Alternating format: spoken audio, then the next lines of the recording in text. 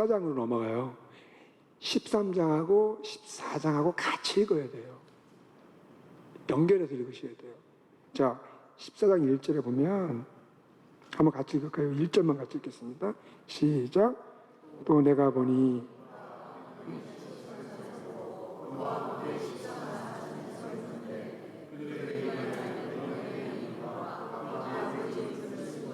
네, 여러분 여기 14만 4천은 누구입니까? 성도들이죠. 저와 여러분들입니다. 근데 그 14만 4천이 누구와 함께 있습니까? 어린 양과 함께 있다. 어린 양은 어디에 계십니까? 어디에 계시죠? 요한계시록에서 하늘에 계시잖아요. 5장에. 예.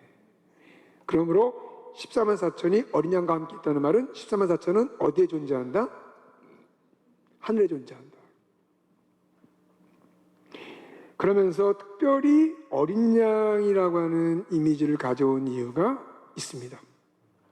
어린 양은 십자가의 죽음을 통해서 승리하신 분이죠. 14만 4천, 바로 13장에서 칼에 죽임을 당할 수도 있고 또 감옥에 투옥될 수도 있는 그런 그 절체절명의 순간에 살고 있는 그 성도들을 의미합니다. 근데 그들이 어디에 존재한다? 하늘에 있다. 누구와 함께? 어린 양과 함께.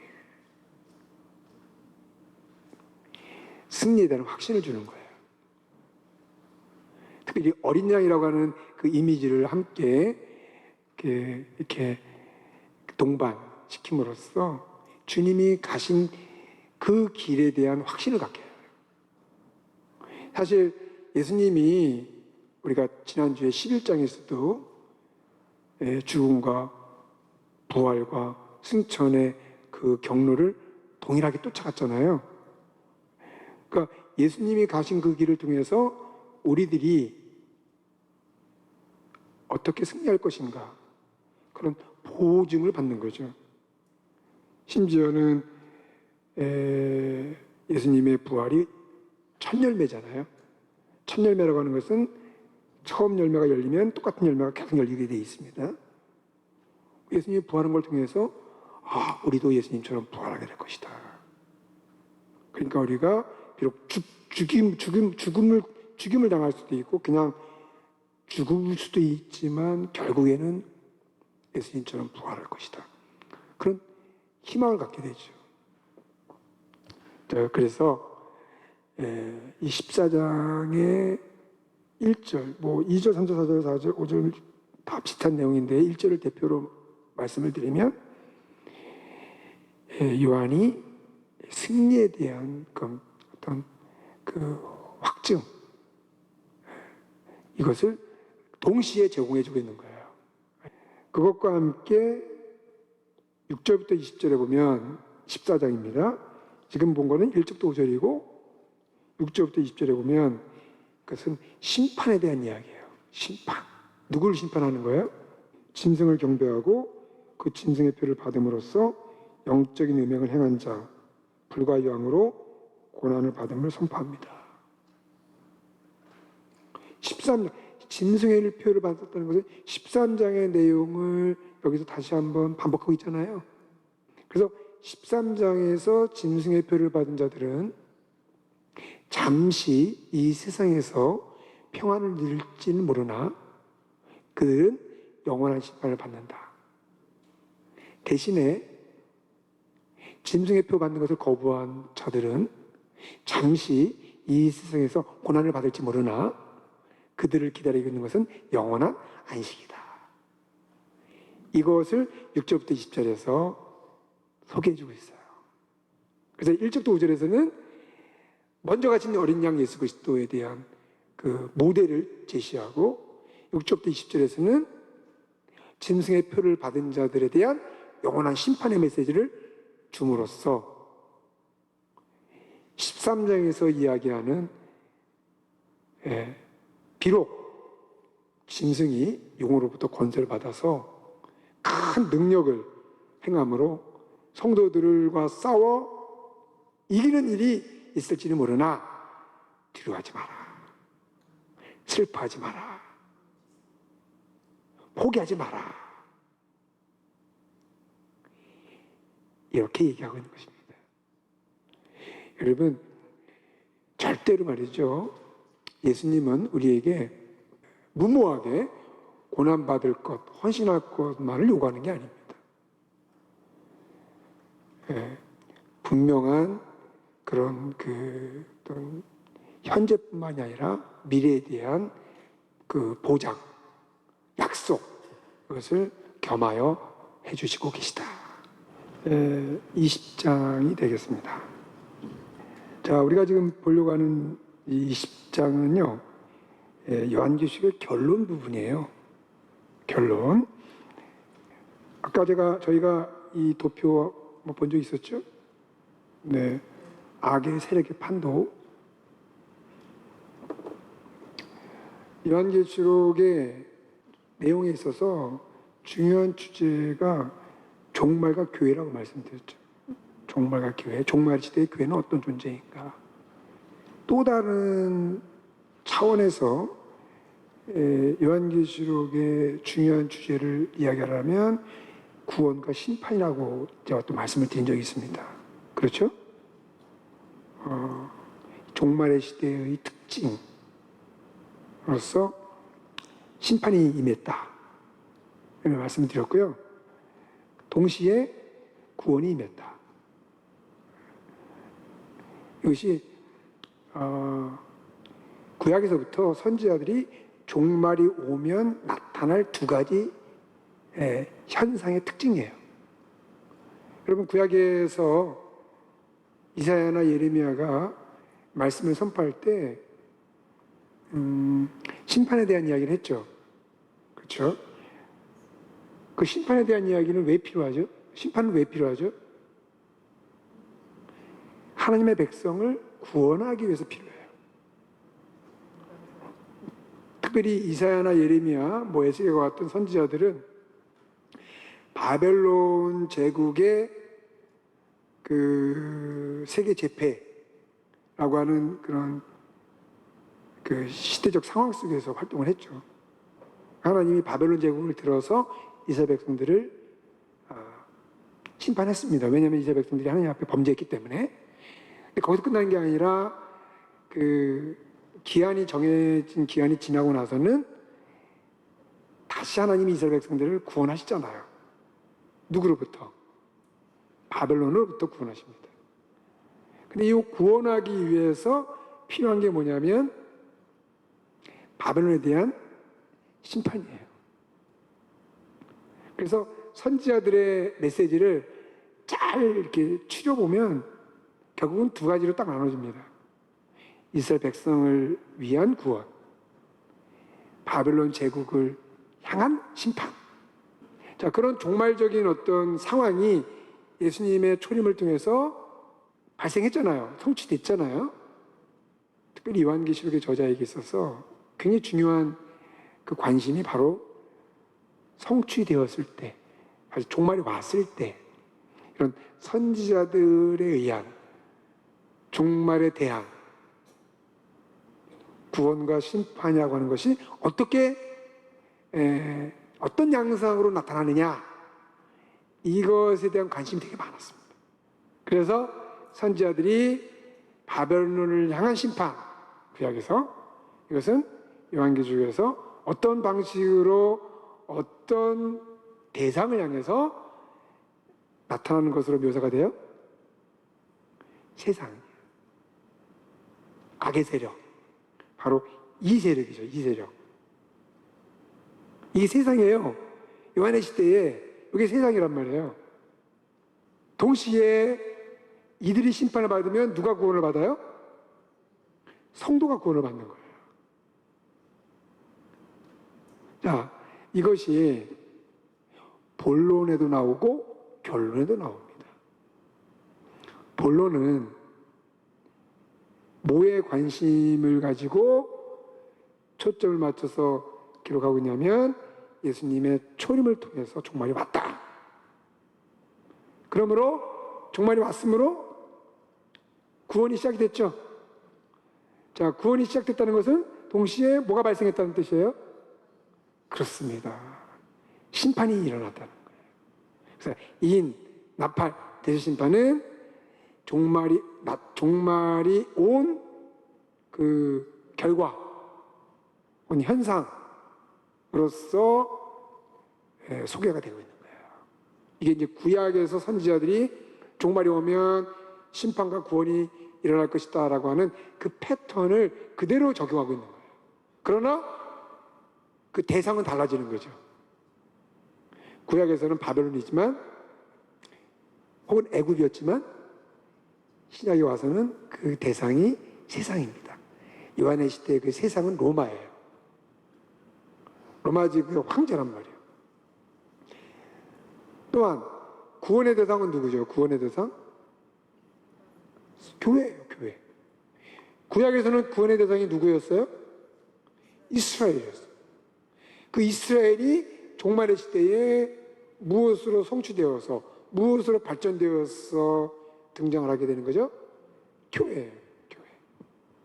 자, 이미 여러분, 나팔 대저심판이 시작됐을 때는 로마 제국도 그렇고, 그리고 첫째 진영으로서 황제도 그렇고, 황제 숭배를 촉진시키는 제사장도 그렇고 이미 심판을 받았습니다. 그러나 그 심판이 아직 완성은 되지 않았죠. 그 완성의 단계를 어디서 보여주고자 하는 것이죠? 결론 부분에서. 결론. 그래서 결론이 17장부터 시작이 되거든요. 17장부터 20장까지. 이게 결론. 첫 번째 결론. 그러면 여러분 본론에서 구원과 심판이 이미 시작이 됐다면 결론에서도 구원의 완성, 심판의 완성, 이게 결론으로 주어지는 거죠. 그게 논리적으로 자연스러운 거잖아요. 그래서 17장부터 22장까지 결론 부분인데 17장부터 20장까지는 어디에 초점을 맞춰요? 심판. 그리고 우리가 최후의 심판이다. 그리고 21장, 22장에서는 어디다 초점을 맞춰요? 구원에다 맞춰요. 구원의 완성이라고 말하는 거죠. 21장, 22장에서는 그러므로 교회가 어떻게 구원의 완성을 경험할 것이냐. 동전의 양면과 같은 거예요. 심판이 없으면 구원은 일어나지 않습니다. 구원이 일어나지 않는 심판은 심판이 아니죠. 그건 구약에서부터 늘 일관성 있게 그렇게 이루어지게 됐죠. 출애굽 사건도 마찬가지죠. 출애굽 사건은 누구를 구원하시고자 하는 거예요? 이스라엘을 구원하시고자 하는 거죠. 그러기 위해서 누구를 심판하신 거죠? 애굽을 심판하신 거예요. 우리가 지금 보려고 하는 본문은 20장입니다. 17, 18, 19장은 시간 관계상 생략을 하겠습니다. 그러나 이제 우리가 문맥을 살펴볼 필요는 있습니다. 여섯째, 일곱째 대접 심판, 여기에 용에 대한 심판, 두 짐승에 대한 심판, 바벨론에 대한 심판이 소개가 됩니다. 이 내용을 17장부터 20장에서 순서만 바꿔서 17장 1절부터 19장 10절은 바벨론에 대한 심판, 그 다음에 19장 11절부터 21절은 두 짐승에 대한 심판, 그 다음에 20장 10절부터 20절은 용에 대한 심판. 이런 구조로 되어 있습니다. 여섯째와 일곱째 대접 심판에서 이 용의 멸망과 두 짐승의 멸망과 바벨론 멸망은 예수님 재림 때 동시에 일어나는 것이다. 이런 내용이고요. 그렇다면 이 17장부터 20장도 역시 예수님 재림 때 동시에 일어나는 것을 논리적인 순서로 배열을 한 것이다. 이렇게 이해를 할 수가 있겠습니다. 특별히 여기 20장 7절부터 10절 말씀.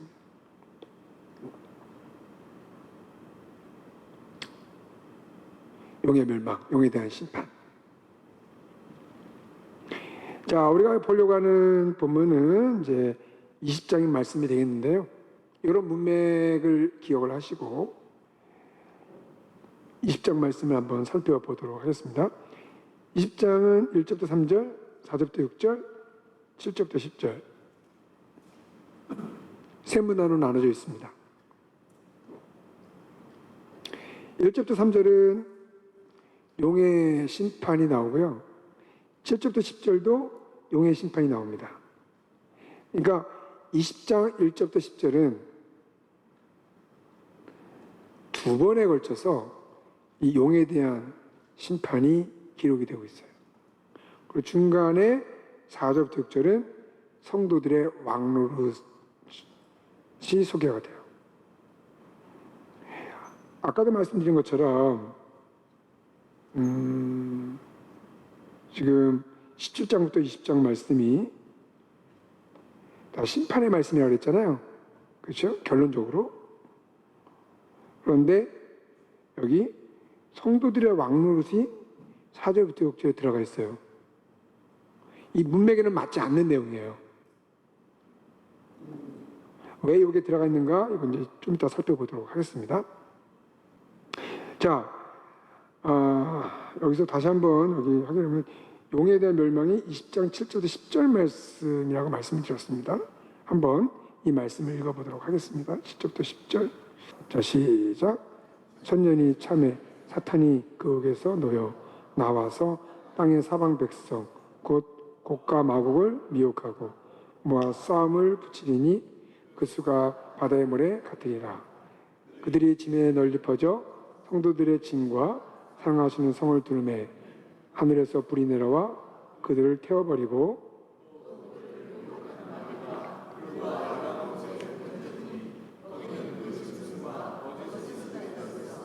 새벽도록 밤낮 괴로움을 받으리라.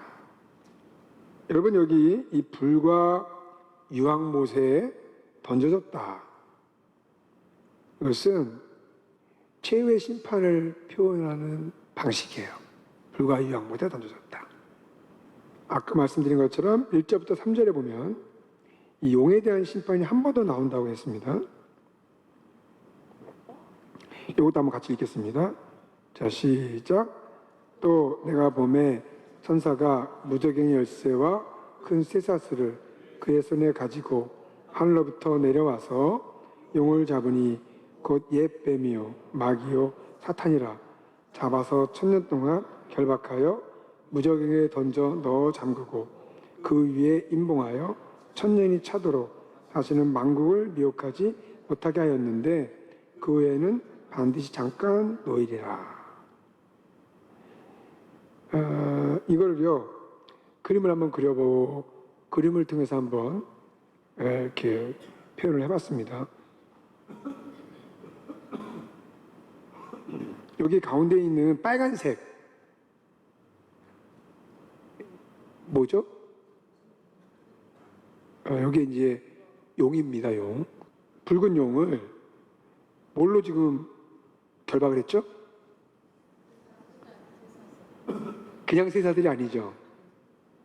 큰 쇠사슬. 빅 체인. 그렇죠? 큰 쇠사슬로 결박을 했어요.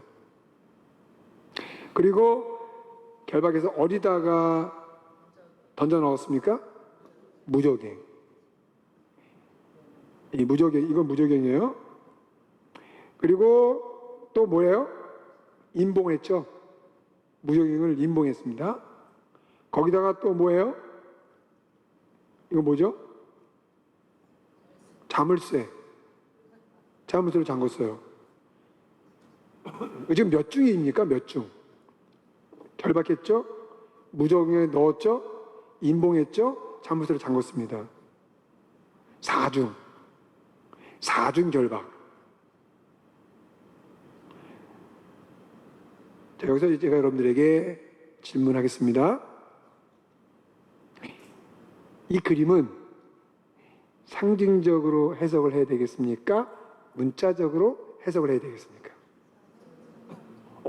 학습의 능력입니다. 그냥 즉각적으로 나오시네요. 고민 없이.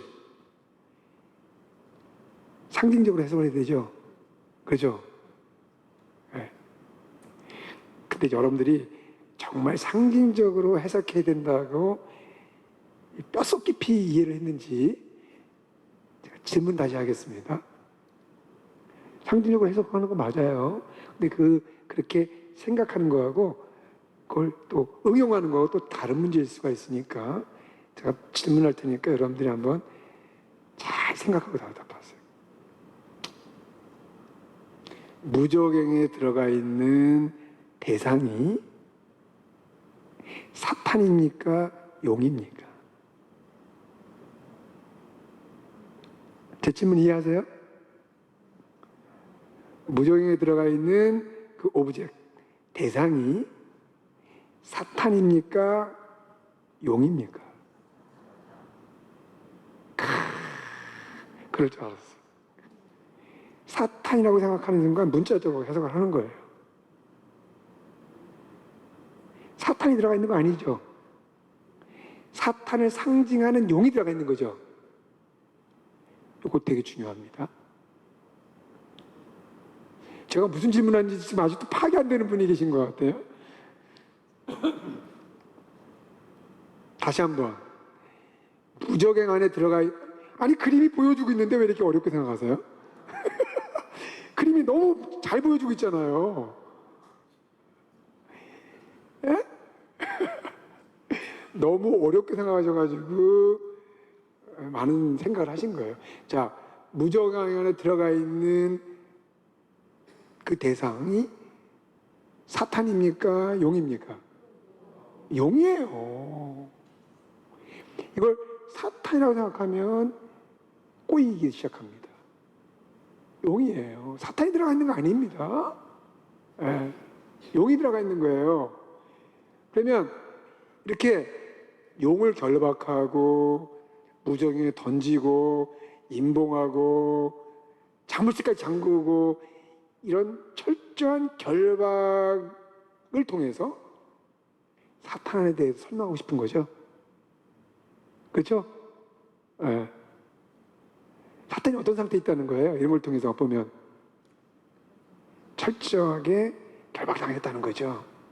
그러나 무적행이라고 하는 폐쇄된 공간에 존재하는 건 아니죠.